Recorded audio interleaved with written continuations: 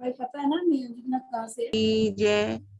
बोलो श्री सतगुरु महाराज की जय। पन्ना धाम की जय। सर्व सुंदर साथ की जय। श्रृंगार ग्रंथ 3 नंबर प्रकरण चुपाई नंबर 7। हौज जोए बाग जानवर जल जिमी अर्श मोहलात और अनेक देखी नियामतें गुज जाहिर करी कई बात। मोहम्मद साहब ने परम धाम पहुंचकर वहां नूरी हौज कोसर, यमुना जी, बाग बगीचे, जानवरों, जल, धरती और असंख्य महलों को देखा। इनके अतिरिक्त परम धाम की और भी नेमतों निधियों को देखा। कुरान के अंदर परम धाम की कुछ बातों को उन्होंने प्रकट भी किया। कुरान के पारा 30 सूरत 108 आयत इन्ना अतेना सूरत में हौज कौसर का वर्णन है। इसी प्रकार कुरान ने पाक की सर्वश्रेष्ठ व्याख्या तफसीर हुसैनी में वर्णन है कि मोहम्मद सल्लल्लाहु अलैहि वसल्लम ने अर्श परम धाम में अलौकिक वृक्षों के नीचे नहरें बहती हुई देखी। इमाम सालवी साहिब के संदर्भ में नहर के दोनों किनारों पर अद्भुत अतुलनीय स्वादिष्ट फलों से सुसज्जित एवं फलों फूलों से लदे हुए उद्यान देखे। अद्भुत रोमांचक झरने, जल प्रपात के मधुर सुगंधित शीतल जल देखा जिसे हाथ में लेने पर अत्यधिक मोहकता थी। मेराज के पश्चात भी इन्होंने अपने हाथों में भीनी भीनी सुगंधी महसूस की। अब जब मोहम्मद साहब कहाँ पहुंचे हैं? उस परम धाम के अंदर जिसे लाहूत लिखा हुआ है, और लाहूत के अंदर भी हाहूत में पहुंचे, पर यहाँ लाहूत की बातें लिखी हुई। उन्होंने क्या क्या देखा? हौज कौसर तालाब को देखा, मरियम सराय कुछ ऐसे लिखा हुआ उनका वैसे, और जो एक जमुना जी, बाग, वहां के बगीचे, जानवर, धरती, परम धाम के असंख्य अर्श मोहलातों को भी देखा, और भी बहुत सी नियामतों को देखा उन्होंने। गुज जाहिर करी विख्यात, कुरान के अंदर जो भी बातें गुज लिखी हुई थी उन्होंने आकर के ये प्रकट कर दिया। इसी तरह से कुरान के अंदर जितनी भी किताबें हैं, चाहे वो इन्ना अतेना है या इमाम की जो है ये इन्ना तेना सूरत का, आपने सुंदर साजी जब बीतक सुनते हैं कायमुल्ला के द्वारा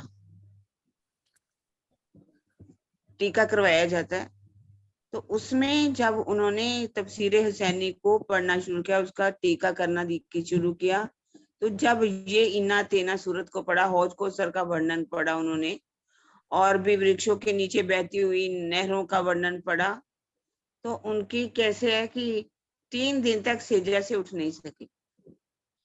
सनद में भी आता है, सुनियो भी मुकंद जी केशव उद्धव श्याम, हम पाती पड़ी मोहम्मद की, पाई हकीकत धाम। सारी बातों को हमने वहां पर देखा पढ़ा, और सुंदर साथ जी को उन संबोधित करते कह रहे हैं कि इसमें परम धाम का पूरा वर्णन है, अब डरने की कोई जरूरत नहीं है।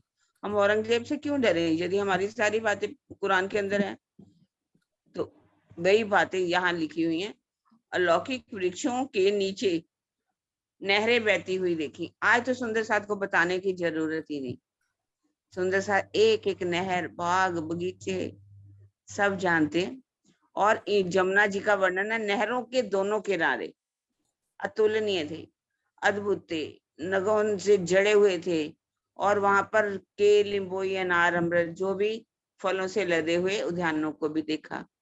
और भी उन्होंने जल, झरने, जितने भी फुहारे चलते हुए, शीतल, इतनी शीतलता थी, इतनी सुगंधी थी कि उनके जब वापस आए तो भी हाथों में उस सुगंधी जल, जबकि मैं ये मानती हूँ कि उनको एक एहसास हुआ वरना वैसे ये शरीर से तो वो गए नहीं थे, ये शरीर वहां नहीं गया था, लेकिन उसकी मोहकता, उनकी सुगंधी फिर भी उनको महसूस हो। इस तरह से कुरान में ये बातें लिखी गई। सो वर्णन हुई हक सूरत, जासो मोहम्मद करीम मजकूर, 90,000 हरफ सुने, नूर पार पहुंच हजूर। ये वर्णन हुई हक सूरत। उस कतेब परंपरा में भी अक्षातीत की शोभा का वर्णन है, क्योंकि उनके गेसुओं का वर्णन आ गया, उनकी अमृत सूरत का वर्णन आ गया। तो मोहम्मद साहब को जब महराज हुआ तो अक्षरधाम से भी परे परम धाम के रंग महल में पहुंचे, तो उन्होंने अक्षातीत के मुखारबिन से 90,000 हरफ सुने। इनका विस्तृत वर्णन उर्दू में कसूल अंबिया और हिंदी में शब्बे महराज नामक पुस्तकों में है। उन्होंने जब वहां पहुंचे तो कितने हजार वर्ष उनके अमृत सूरत का वर्णन तो किया ही किया उन्होंने, और 90,000 हरफ भी उन्होंने सुने। 30,000 उन्होंने कहा कि शरीयत के हैं, 30,000 तरीकत के हैं, और 30,000 हकीकत और मार्फत के हैं। 30,000 को तुम्हारे अख्तियार है, तुम जाकर के जाहिर कर दो, और 30,000 जिसको भी आप सही समझो उसको आप दे दो। और 30,000 जो उनकी जुबान पर चढ़े नहीं, और वो जब वापिस लौटे उन्होंने, क्योंकि उसको नहीं लिख पाए, उन्होंने कहा जब मैं आऊंगा तब इनको जाहिर करना। वो जे आज हम जो पढ़ रहे हैं 30,000 हरफ, वही हैं जो मोहम्मद साहब ने सुने पर उनके कानों तक चढ़े नहीं।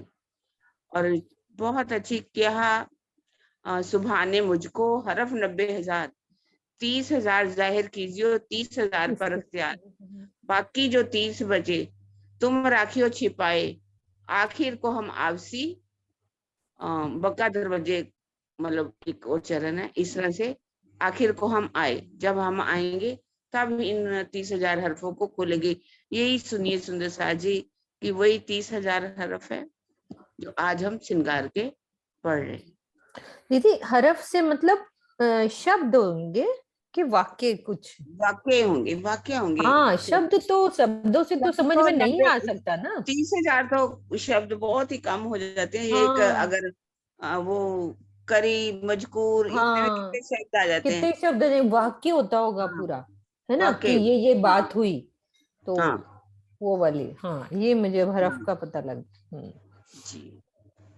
और 30,000 ये जो थे अख्तियार जिसको, वो तो उन्होंने अली को दिए, जिनसे सूफी मत चला। आज भी सूफी मत वाले कितना प्रेम में डूबे रहते हैं, सबसे ज्यादा वो डूबे रहते हैं, अल्लाह को याद करते हैं। क्योंकि मोहम्मद के जो जवाई थे ना, फातिमा के हस्बैंड अली, अबू बकर के वो बेटे थे, उनको उन्होंने सुनाए और उन्होंने तरीकत के जो थे समझे, वो वाले 30,000। अच्छा, तरीकत के उनको सुनाए जो अपने जवाई थे उनको। हाँ, उनके अली उनका सबसे दोस्तों में भी था, देखा जाए तो उन्होंने अपना दामाद बना लिया था। उनका दोस्त अबू बकर था, उसका बेटा था अली, अबू अबू बकर, ये नाम आते हैं ना, इस्मान हाँ, कुछ उमर भी आता है। उस्मान उमर अबू बकर उस्मान और अली। अली, ये चार थे ना उनके दोस्त दीदी। 4 उनके बाद में इन्हीं में ही देखो गद्दी के लिए लड़ाइयां हुई, बहुत लड़ाई। अबू बकर मारा गया, उस्मान मारा गया, उमर मारा गया, फिर अली को भी मार दिया, उसका बेटा हसन गादी पे बैठा उसको मार दिया, हुसैन को करबला में जाकर के कैसे मारा इन्होंने, खुद ही यही जो यहूदी लोग थे उस समय, मुसलमान थे, सब उन्होंने ही मारा। देखा जाए सिर्फ किसके लिए, उसमें मुआविया और मस्जिद, उसका बेटा। पहले मुआविया जो था वो गद्दी पर बैठ गया, उसने सारी जितने भी हर्फ है उसमें उसने डाल दिए, कुरान उस समय लिखी गई उसमें हर्फ बढ़ा दिए, और मस्जिद ने भी बढ़ा दिए, जिसको जो लड़ाई का कारण बने। वास्तविक जो कुरान है उसमें लड़ाई वाली झगड़े वाली कोई बात नहीं, मिलावट के कारण ही ये सारी लड़ाइयां हो रही। अपनी एक आयत दूसरी आयत को काट रही है, हर आयते आयते को काट रही है। जब अल्लाह अल रहमान लिखा हुआ है, कृपालु है, तो वो खून कैसे कर सकता है? लिखा हुआ है कि इंसान की जो खून जो है वहां नहीं पहुंचता, गोश्त नहीं पहुंचती, तुम कैसे उनको पशुओं को काट रहे हो? यही काम हिंदू करते हैं, यही मुसलमान करते हैं, बात तो एक ही। वो देवियों के नाम से बलियां देते हैं, काटते हैं लोग जानवरों को, वो काटते हैं, ईद के नाम से काटते हैं। किसी ग्रंथ में भी ऐसा नहीं लिखा, ना काली माता ने कहा कि मेरे को तुम आकर के बलियां चढ़ाओ, ना कुरान में लिखा हुआ। ये सिर्फ मिलावट के कारण ही सब कुछ होता है। प्रणाम जी सुंदर साथ जी। हाँ जी, पढ़ूं सरोज दीदी एक चुपाई। हक नहीं, हुक्म सुंदर में, साथ को लेना उसके बाद। हाँ जी सुंदर साथ जी सब आ जाओ। पहले आप सुंदर पढ़ो, साथ, हाँ पहले जी। आप पढ़ो। हक हुक्मे कछु जाहिर किए और छिपे रखे हुक्म, सो हुक्मे अव्वल आखिर को अब जाहिर किए कसम। श्री राजी के आदेश से उन्होंने शरीयत तथा तरीकत की कुछ बातों को कुरान में प्रकट किया तथा हकीकत और मार्फत की बातों को छिपाए रखा। शुरू यानी कि इश्क रबत से लेकर आखिर यानी कि जागनी लीला तक सारी बातों को धामधनी ने अब अपने हुक्म आदेश से प्रकाश में ला दिया है। कुरान में मुख्यतः शरीयत और तरीकत का ज्ञान है। हरफे मुक्तात के रूप में हकीकत मार्फत का ज्ञान संकेतों में छुपा हुआ है, जिनके रहस्यों को श्री प्राणनाथ जी ने उजागर किया। मार्फत के शब्द तो मोहम्मद साहब की जिब्या से उच्चारित ही नहीं हो सके। यह बात मुख्य वाणी में इस प्रकार दर्शाई गई है। पहले तो इतना ही कर लेते हैं दीदी, पहले तो ये क्लियर करो, शरीयत, तरीकत, हकीकत और मार्फत कि हक हुक्मे कछु जाहिर किए और छिपे रखे हुक्म, कि राजी महाराज के आदेश से उन्होंने शरीयत और तरीकत की कुछ बातों को सारी भी नहीं, कुरान में प्रकट किया तथा हकीकत और मार्फत की बातों को छिपाए रखा। तो ये बात क्लियर कर दो एक बार, शरीयत क्या होती है, तरीकत क्या होती है, हकीकत और मार्फत क्या होती है। अब दिस पहले अनम्यूट करो। शरीयत होता है कर्म कांड, जैसे रोजा रख लिया, नमाज रख लिया, जो शरीरों से बंदगी होती। जो तरीकत की बंदगी होती है वो इंद्रियों से होती है, इंद्रियों से। और हकीकत और मार्फत की तो जब प्योर जीव रह जाता है, आत्म रह जाती है। मार्फत की बंदगी तो आत्म से ही होती है। जीव भी पूरी तरह से कुर्बान हो जाता है तो हकीकत की बंदगी। आत्म अपने ही स्वरूप को भूल जाए, अपना अस्तित्व ही खो बैठे, तो वो मार्फत की बंदगी। ये इंद्रियों से कैसे हुई, मतलब तरीका? शरीयत जैसे कि हम मेर सागर का पाठ है, हम घूम रहे हैं, हमारा हम बस मुंह से बोल रहे हैं, शरीर के अंदर है हम। अभी अभी मैं नहा के आई हूँ, अभी मेरे बाल खुले हैं, अभी मैं उसको देख रही हूँ, उसको देख रही हूँ। शरीर तरीकत में हमारी आंखें बंद हो जाती है, हम पूरे मतलब उसमें लग रहे हैं, और सागर जो मेर का सोशो, मतलब उसमें हमारी इंद्रियां भी गुण नंग सब लग जाती। मैं जो बोल रही हूँ क्या बोल रही हूँ, तो हो गई तरीकत। और हकीकत की तो पूरा जीव भी कुर्बान हो जाता है, जीव भी अपना अस्तित्व खो बैठता है। मार्फत में तो अपनी आत्मा जो है वो रहती नहीं, हर चीज में तू ही तू, तू ही तू, तू ही तू। हाँ जी, तो इसका भावार्थ ये है कि कुरान में मुख्यतः, हाँ ये हो गया था कि कुरान में शरीयत और तरीकत का ज्ञान है हरफे मुक्तात के रूप में। वहां कुरान में एक वो है हरफे मुक्तात करके, ये एक 12 हरफे मुक्ते आते हैं कुरान के अंदर। 12 ऐसे शब्द हैं, एन गैन, मतलब कुछ है 12 शब्द जिनको हरफे मुक्ते कहा गया। इसका भेद आज दिन तक नहीं खुला था, और वो उसमें हकीकत और मार्फत सारी छिपी हुई थी, और उनको आकर के स्वयं चित्त। प्राणनाथ जी ने उजागर कर दिया, जो कि मोहम्मद साहब की जिबा पर नहीं चढ़े थे। मुखवाणी वो में भी तो यही बात हाँ, कही गई है। वो चढ़े ही नहीं, हाँ, है ना। कहा जाहिर रसूले मैं हरफ सुने हैं कान, सो आए कैसी इमाम मैं लिखे नहीं फुरमान। उन्होंने कहा मैंने फुरमान में नहीं लिखा, सुने थे इमाम कानों मेहंदी से। आएंगे। हाँ, मैं हम्म। हरफ सुने हैं कान, सुने थे, लेकिन वो कौन उनका भेद खोलेगा। सो आए कैसी इमाम मैं लिखे नहीं फुरमान, यानी कुरान में उन्होंने मार्फत की बात को लिखा नहीं। जो हरफ जुबा चढ़े नहीं, यानी कि वहां जो बातें हुई थी वो उनकी जुबान पे वो चढ़ी नहीं। सो क्यों चढ़े कुरान, तो फिर वो कुरान में कैसे लिखते। और जुबान ले आवसी इमाम यही पहचान, तो जब इमाम मेहंदी आएंगी तो वो और जुबान, यानी कि जो हमारी तारतम वाणी है वो उतरेगी। बोलना मेहंदी एक जुबान, बोलना मेहंदी एक जुबान, जुबान बोले कई, उनकी एक जुबान नहीं होगी, कई कई तरह की जो इमाम मेहंदी आएंगी। हमारी जैसे वाणी में गुजराती सिंधी यही मतलब है ना दीदी। हाँ जी, हाँ जुबान जी, हाँ जी। बोले कई लाख, यानी कि सिंधी और गुजराती हर एक उसमें हर एक शब्द है। हमारी जो वाणी है उसमें कई शब्द हैं। आगे बिन जुबां बोल सी, फिर एक ऐसी बात भी होगी कि उसमें जुबान नहीं होगी। बिन अंगो बिन भाग, इसका क्या मतलब है। आगे बिना बिन जुबा बोल सी। अब ये जो हमारी वाणी है, ये जुबा तो नहीं बोल रही ना, राजी स्वयं नहीं बोल रहे, ना कोई अंग है ना कोई भाषा में वो बोल रहे हैं, मतलब मुख से नहीं बोल रहे, लेकिन सारी बातें हम उनकी समझ भी रहे हैं। ऐसे लगता है हम्म। कि राजी हमारे सामने बैठे और बातचीत कर रहे हैं। अंग भी नहीं है, जुबा भी नहीं है, लेकिन सारी बातें अवतरित वाणी है, वो लिखी गई। और अब इसको कहेंगे कि ऐसे लग रहा है कि कोई भाषा नहीं है इसमें, बस राजी स्वयं अपनी कोई भाषा से नहीं बोल रहे, ना जुबान से बोल रहे हैं, और हमें सारी बात समझ में भी आ रही है। हम्म। ठीक है, लगेगा प्रणाम जी कि राजी सुंदर बस सा जी। बात कर रहे हैं हमारे साथ। हाँ, हाँ जी सरोज दीदी आप। जिन्होंने तुम ले लो।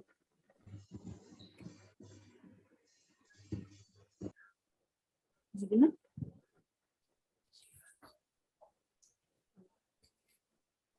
जिग्ना, यस प्रणाम जी। ले लो आप नाम जी। सब कोई कहे खुदा एक है, दूजा कहे ना कोई। कलाम अल्लाह कहे एक खुदा, दूजा बरहक मोहम्मद सोई। तो संसार में सभी कहते हैं, संसार के सभी मतों का कहना है कि पार ब्रह्म एक ही है, खुदा एक ही है। सभी एक ही लाइक बोलते हैं कि like God is only one, पार ब्रह्म एक ही है, खुदा एक ही। सब अपनी अपनी भाषा में अपनी अपनी तरफ से सब पार ब्रह्म को एक ही मानते हैं। कोई कोई भी दो पार ब्रह्म नहीं कहता, कोई भी ऐसा नहीं कहता कि पार ब्रह्म परमात्मा दो है।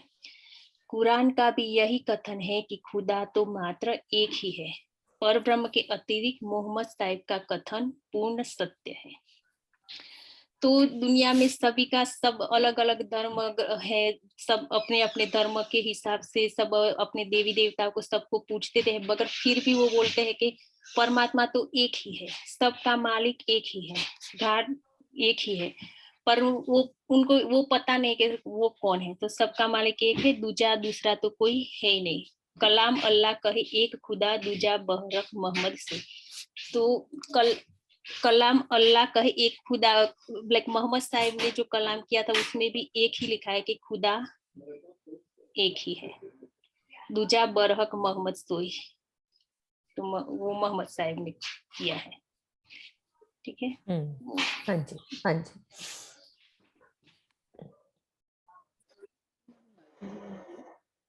पंडित स्वर्ण दीदी।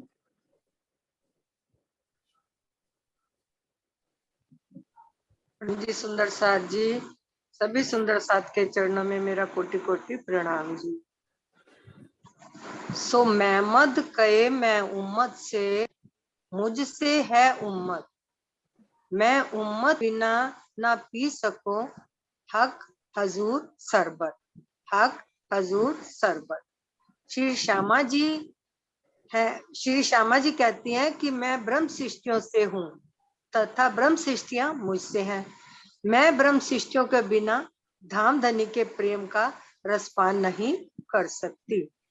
भावार्थ, कुरान पाक में पारा 16 सूरत मरियम के अनुसार तफसीर हुसैनी में स्पष्टतः मोहम्मद की 3 सूरतें बताई गई हैं, बसरी, मलकी और हक्की।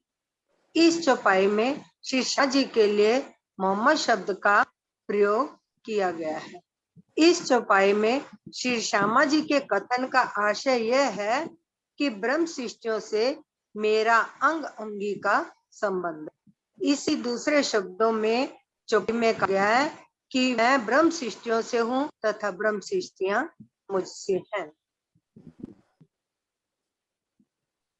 सो मैं मत कहे मैं उनसे। इसमें श्री श्यामा जी ब्रह्म सृष्टियों से कहती हैं कि ब्रह्म श्यामा जी सब सुंदर साथ के लिए वर्णन करती हैं, कहती हैं, श्री श्यामा जी कहती है कि मैं ब्रह्म सृष्टियों से हूँ और ब्रह्म सृष्टियां मुझ में है, मतलब हम एक दूसरे में समाहित हैं। मैं ब्रह्म सृष्टियों के बिना धाम धनी में प्रेम का रसपान नहीं कर सकती, क्योंकि श्यामा जी हमारे लिए वाणी लेके आई और उनको भी हुक्म हुआ कि तुम ब्रह्म सृष्टियों को जगा कर लाओ। तो वो धाम धनी के बिना, मैं ब्रह्म सृष्टियों के बिना धाम धनी के प्रेम का रसपान नहीं कर सकती, क्योंकि ब्रह्म सृष्टियां जब तक जागेंगी नहीं, ब्रह्म सृष्टियां इस वाणी का रसपान नहीं करेंगी, तो जो है धाम धनी के प्रेम का रसपान वो भी नहीं कर सकती। कुरान पाक में पारा 16 सूरत मरियम के अनुसार तफसीर हुसैनी में स्पष्ट कह दिया है कि मोहम्मद साहब की 3 सूरतें हैं, बसरी, मलकी और हक्की। मोहम्मद साहब, यानी देवचंद जी और श्री प्राणनाथ जी। इस चौपाई में श्री श्यामा जी के लिए मोहम्मद शब्द प्रयोग किया है।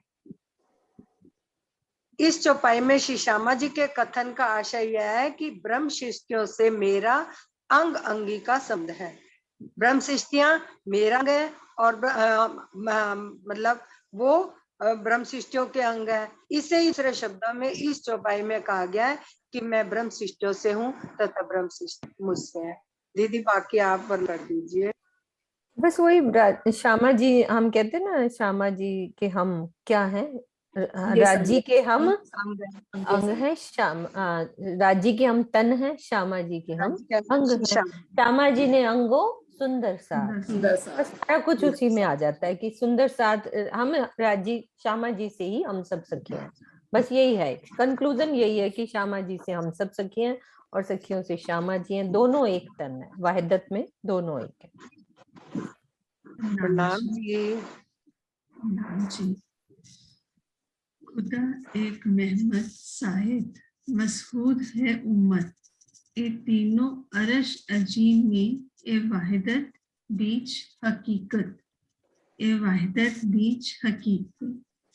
श्यामा जी साक्षी देती हैं कि एकमात्र अक्षरातीत ही प्राण प्रीतम है, जिनकी मैं अंग रूपा हूँ तथा मेरी अंग रूपा से प्रत्यक्ष रूप में उपस्थित ब्रह्म सृष्टियां हैं। वास्तविकता ये है कि परम धाम की एक दिली में ये तीनों एक ही स्वरूप है। भवार्थ मसहूद का साहित्यिक रूप मशहद होता है, जिसका अर्थ है उपस्थित। श्री राज्य के हृदय मार्फत से ही हकीकत के रूप में श्यामा जी और सखियां हैं। इसी प्रकार अक्षर ब्रह्म और महालक्ष्मी भी उनके दिल के खुदा एक मेहमत साहिद। श्यामा जी मेहमत साहिद साक्षी देती हैं कि एकमात्र अक्षरातीत ही प्राण प्रीतम है, उनकी हम अंग स्वरूपा हैं और मेरी अंग रूपा से प्रत्यक्ष रूप से उपस्थित ब्रह्म सृष्टियां, जैसे कि मीनू जी ने कहा कि हम श्यामा जी के अंग हैं और राज्य के तन हैं। वास्तविकता ये है कि परम धाम की एक दिली से ये तीनों एक ही स्वरूप हैं। अब यहाँ पे मसहूद जो आया दूसरे चरण में, मसहूद है उम्मत। मसहूद का साहित्यिक रूप मशहद होता है, जाने की उपस्थित। मतलब राज्य के हृदय में श्यामा जी और श्यामा जी के संग हम सब सखियां उनके हृदय में उपस्थित हैं। और इस प्रकार अक्षर ब्रह्म और महालक्ष्मी जी उनके दिल के स्वरूप हैं। नाम जी हकीकत का स्वरूप हो गया ना, उपस्थित हाँ। मतलब दिख रहे हैं मुझे, हाँ जी, उनका हकीकत का रूप मुझे दिख रहा है। हाँ जी, प्रणाम जी। हाँ जी, अनिल जी। प्रणाम जी। नाम जी। ये उपले मायने 3 कहे और चौथा नूर मकान, ये बातें मार्फत की सब मिल एक सुभान। श्री राज जी, श्री श्यामा जी और ब्रह्म सृष्टियों को बाह्य रूप में 3 कहा जाता है। ये उपले मायने 3 कहे यानी 3, राज्य, श्यामा जी और सखिया।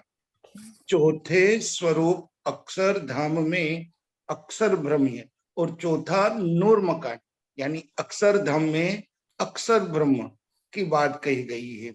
उनके साथ महालक्ष्मी भी ही है। ये सभी पांचों स्वरूप मिलकर एक पर ब्रह्म के स्वरूप सिद्ध होते हैं। ये सारी बातें मारिफत सर्वोपरि सत्य की है, यानी ये बातें मार्फत की है, यानी मार्फत में राज्य एक ही है, पार ब्रह्म एक ही है, लेकिन लीला के लिए हकीकत रूप में आने के लिए सब मिलकर एक सुभान यानी राज्य के ही दिल के जो व्यक्त स्वरूप है वो श्यामा जी और अक्षर ब्रह्म और यहाँ रूहो और महालक्ष्मी, ये पांचों मिल अक्षर वो परम धाम में है। स्वलीला अद्वैत भावार्थ, स्वलीला अद्वैत सचिदानंद पर ब्रह्म के स्वरूप में ये 5 स्वरूप निहित है, यानी उसके अंदर ही है। श्री राजी महाराज, श्री श्यामा जी, श्री सखिया, श्री अक्षर ब्रह्म, श्री महालक्ष्मी। प्रणाम जी। प्रणाम जी। प्रणाम जी। जी कृष्णा देवी।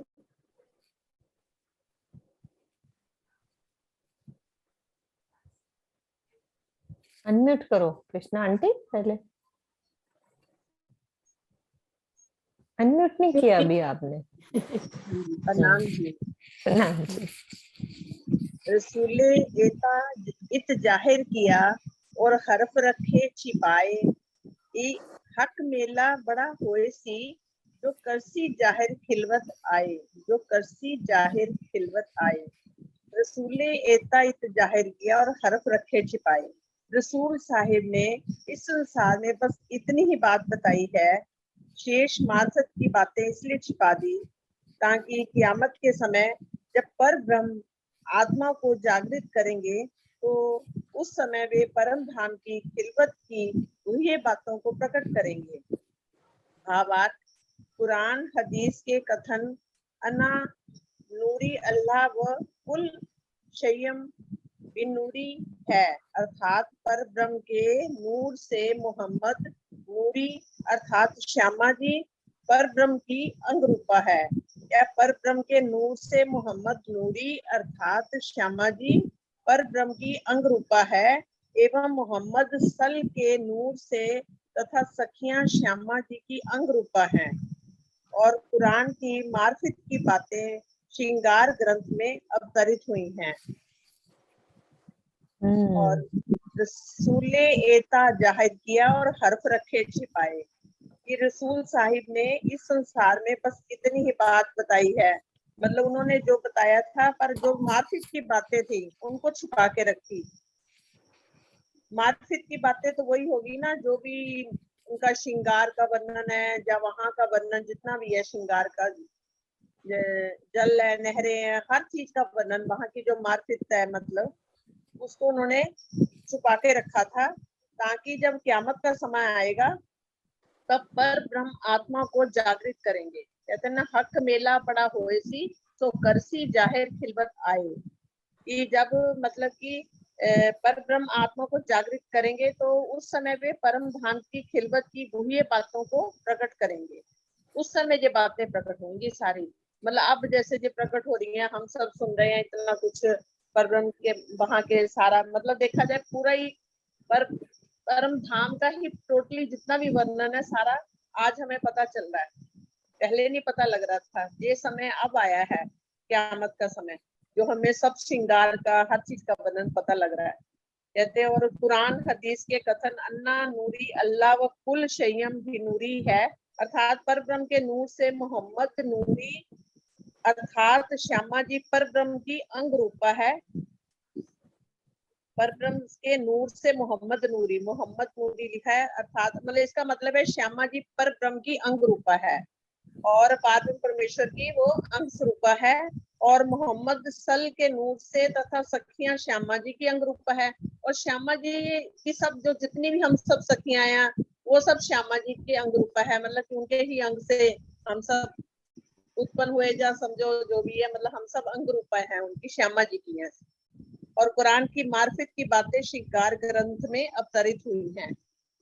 जो कुरान की मार्फत की बातें जो हैं वो हमारे इस श्रृंगार ग्रंथ में सब जाहिर हुई है, मतलब उन्होंने जाहिर किया है जो कुरान की गुह्य बातों को उन्होंने यहाँ सारा वर्णन किया है। प्रणाम जी।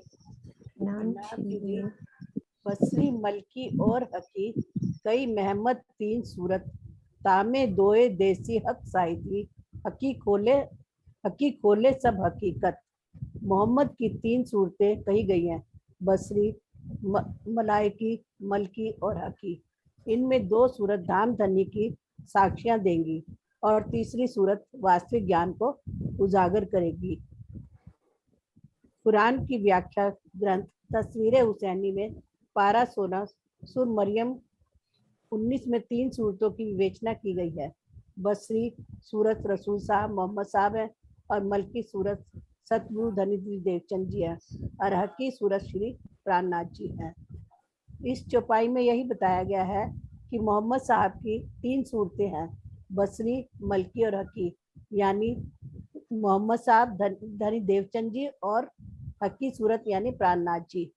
और जो दो सूरतें हैं, पहली मोहम्मद साहब और श्यामा जी, वह जो है इन चीजों की साक्ष्यां देंगी, और तीसरी जो सूरत है यानी श्री प्राणनाथ जी है वह उनके ज्ञान को उजागर करेगी, यानी सारी बातें वो खोलकर बताएंगी जो कि मोहम्मद साहब की जबान पर चढ़ी ही नहीं थी, और वो सारी चीजों की साक्ष्यां भी देंगी।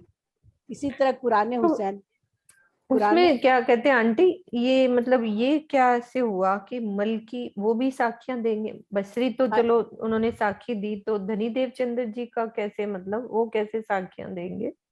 धनी देवचंद जी ने आके ही तो सारा बयान किया ना, तो वो भी तो उसको वो जो मोहम्मद साहब ने कहा वो उनका ही, उनकी सब बातों को वो भी बताएंगे और उसकी बताएंगे कि ये सब चीजें सब मैंने परम धाम में देखी है, लेकिन इनकी वास्तविकता को जो उजागर करेंगी वो श्री प्राणनाथ जी करेंगे।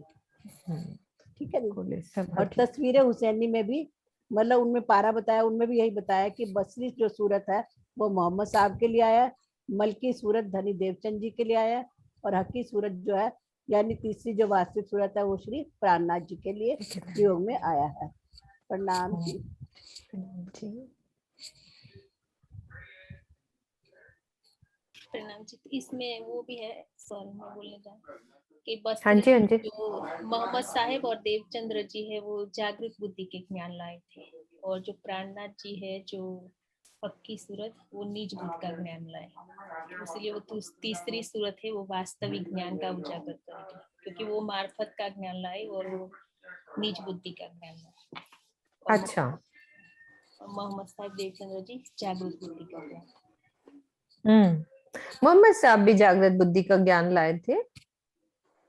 हाँ, वो उनका जो कुरान था ना वो उसको जागृत बुद्धि का ही ज्ञान, उनको भी जागृत बुद्धि का ज्ञान कहते हैं। किरण दीदी, वो उनको किरण दीदी जबराइल था ना उस समय।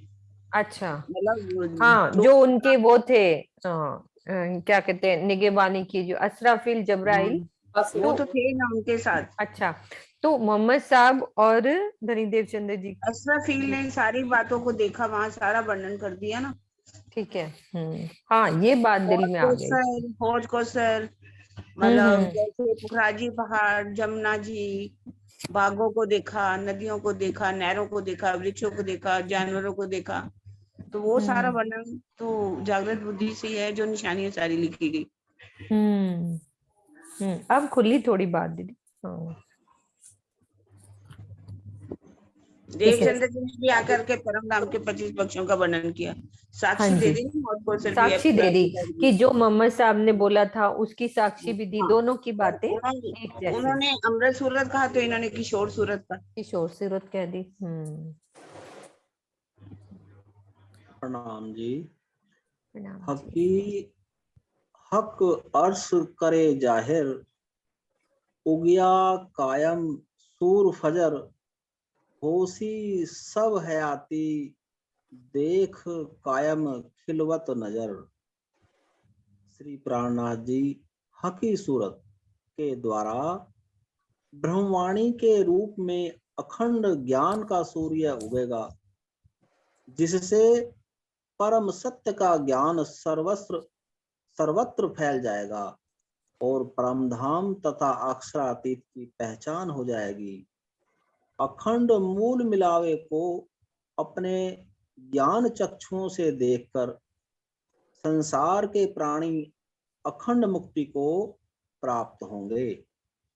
भावार्थ, वेदांत का कथन है, प्रत्यय ज्ञानात् न मुक्ति है, अर्थात पार ब्रह्म के ज्ञान के बिना मुक्ति नहीं मिलती।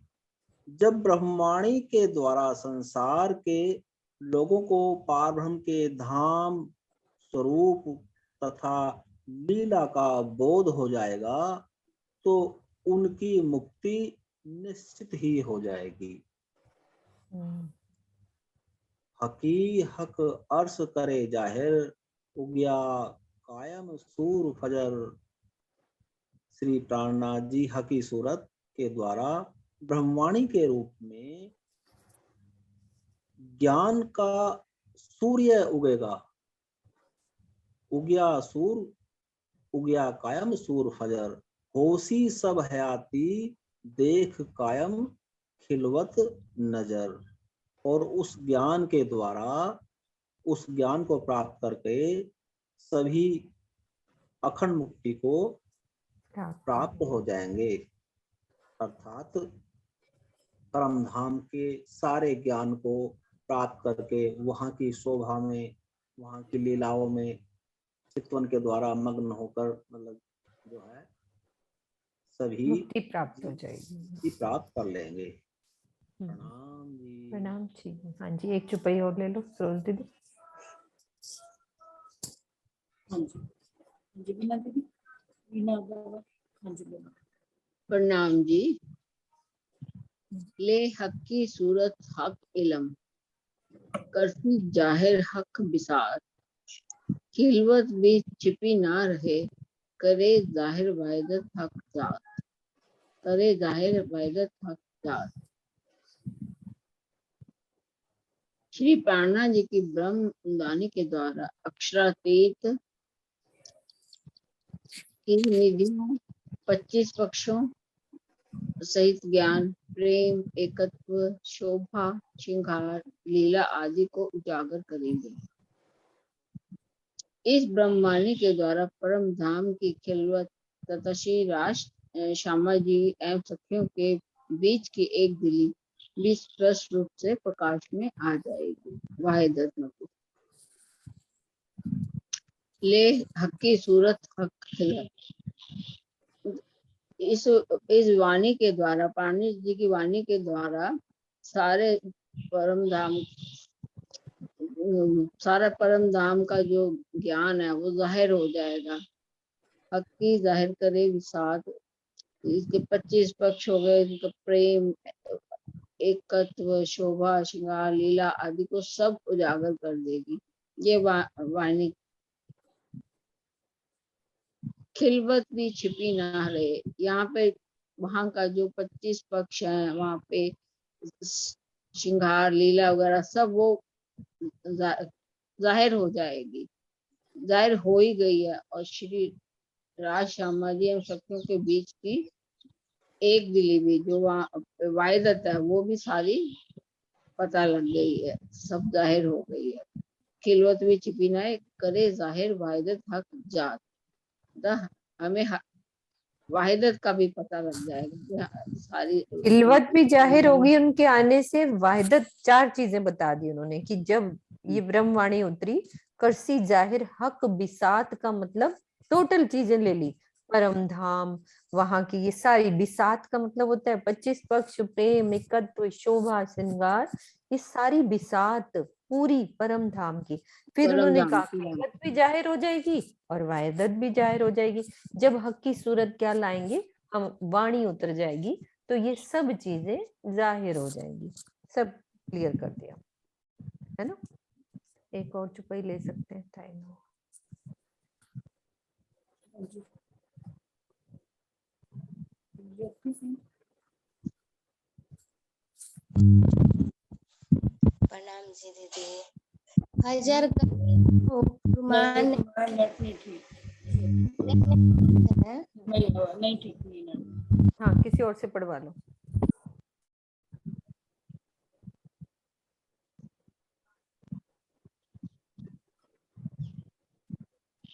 फजर कही जो फुरमाने, सो अरज बका हक दिन। जो लो बका तरफ पाई नहीं, तो लो सबो न रोशन। फजर कही फुरमाने, धर्म ग्रंथों में जिसे प्रातः काल होना कहा गया है, वो अखंड परम धाम और सच्चिदानंद पार ब्रह्म के स्वरूप के उजागर होने के संबंध में है। जब तक संसार के लोगों को अखंड परम धाम का ज्ञान प्राप्त नहीं होता, तब तक उनके हृदय में ज्ञान का प्रकाश नहीं हो सकेगा। फजर कही जो फुरमाने, फजर मतलब सुबह होना। तो जब फजर कही फुरमाने अरस बका हक दिन, मतलब जब परम धाम का और पार अक्षरातीत के स्वरूप का की बातें सामने आएंगी, उजागर होंगी, तभी समझना चाहिए कि प्रातः काल हो गया। सारे धर्म ग्रंथों में प्रातः काल लिखा हुआ है, फजर हो गई, तो पर लोग नहीं समझ पा रहे कि अक्षरातीत और अखंड परम धाम का ज्ञान जाहिर हो गया, उजागर हो गया। जो लोग बका तरह, जिन्होंने परम जो लो ना सबो रोशन। जब तक संसार के लोगों को इस वाणी का पता नहीं चलेगा, तब तक या अक्षरातीत का पता नहीं चलेगा या परम धाम का पता नहीं चलेगा, तब तक वो अज्ञानता के अंधेरे में रहेंगे। और जब पता चल जाएगा तब वो उनका ज्ञान हो जाएगा। ज्ञान के अंधकार को रात्रि कहा है, अज्ञान के अंधकार को, और ज्ञान के प्रकाश को दिन कहा है। धर्म ग्रंथों में चिंतन मनन में लगा हुआ संसार तारतम्य ज्ञान से रहित होने के कारण पार ब्रह्म के धाम स्वरूप और लीला के विषय में अनभिज्ञ है। संसार के लोग ब्रह्म ज्ञान के अभाव में मात्र शब्द जाल में उलझ गए हैं और इस नश्वर जगत में ही ब्रह्म के साकार और निराकार स्वरूप की कल्पनाओं में फंसे पड़े हैं। मात्र ब्रह्मवाणी के प्रकाश में ही इनके मुक्त हुआ जा सकता है। तो यही है, जब तक वाणी नहीं आई थी तब तक लोगों को, अभी तक ही कई लोगों को नहीं पता, अज्ञानता के अंधकार में है। जिन्होंने वाणी को पढ़ लिया और वाणी के बारे में जान लिया कि उसमें परम धाम की बातें, मूल मिलावा की बातें और पूरे 25 पक्षों की बातें हैं, तो वो इन सब चीजों से उनको प्रकाश हो गया, वो अनभिज्ञ नहीं रहे। तो यही इन्होंने बताया कि साकार और निराकार, लोग इस संसार में जीवों को साकार रूप मान रहे हैं, जबकि इनका तो नाश हो जाना है। एक साकार श्री राज जी हैं और तो कोई है ही नहीं। हाँ जब जी, हो गई ना क्लियर? फदर फदर कही फुरमाने जो हाँ, ये अरज क्लियर हो गया। हाँ, सारा आपने इसका कर दिया। पारकी आप चौपाई दोहराओ, अच्छा है ना? हो गई कि हाँ हमारी फुरमान में वो सारा प्रातःकाल हाँ होना कर दिया है हाँ फदर है ना? कही किरण जो दीदी, कुछ रह तो नहीं गया इस चौपाई में? नहीं नहीं, हो गया ऐसा ना कुछ क्लियर? नहीं। हाँ जी हाँ हाँ जी। जी, ठीक है, चलो दोहराओ। फदर कही जो फुरमाने सो अरज बका हक दिन जो लो बका तरफ पाई नहीं तो लो सबो न रोशन। प्रणाम जी। बोलो सबोना बोना रोशन। रोशन। प्रणाम जी। बोलो श्री प्राणनाथ अल्लाह प्यारे की की जय। जय, सदगुरु महाराज की जय, पन्ना धाम की जय। प्रणाम जी। प्रणाम जी।